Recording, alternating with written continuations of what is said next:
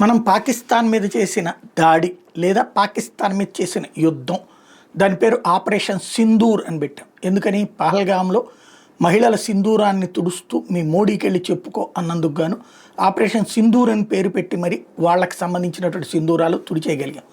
ఇది ఒక ఆస్పెక్ట్. ఇప్పుడు ఇదే స్ఫూర్తితో పాకిస్తాన్ని రఫ్ఫాడిస్తున్న, పాకిస్తాన్ని అటాక్ చేస్తున్న, పాకిస్తాన్ సైన్యానికి వణుకు పుట్టిస్తున్న, చైనా వాళ్ళకి కూడా భయం పుట్టిస్తున్న బెలూచ్ రెబల్స్ లేదా బెలూచ్ ఫ్రీడమ్ ఫైటర్స్ ఇప్పుడు ఆపరేషన్ బాంబ్ అని పేరు పెట్టారు. వీళ్ళు ఆల్రెడీ ఇప్పటికే ఆక్రమించుకుని ఉన్నటువంటి పాకిస్తాన్ ప్రదేశాలు ఏవైతే ఉన్నాయో అక్కడ కొత్తగా వస్తున్న మిలిటరీ మీద భారీ దాడులు చేశారు. దగ్గరగా 70 అటాక్స్ చేశారు. పాకిస్తాన్ సైన్యం, పాకిస్తాన్ పోలీస్, పాకిస్తాన్కి సంబంధించిన ప్రభుత్వ ఉద్యోగుల మీద భారీ దాడులు చేశారు. వందల సంఖ్యలోనే ప్రాణాలు కోల్పోయింది పాకిస్తాన్ సైన్యం కావచ్చు, పాకిస్తాన్ ప్రభుత్వ యంత్రాంగం కావచ్చు. ఆ ప్రాంతం మొత్తం దాదాపు 80% ప్రాంతం ఇప్పుడు వాళ్ళ ఆధీనంలోకి వచ్చింది.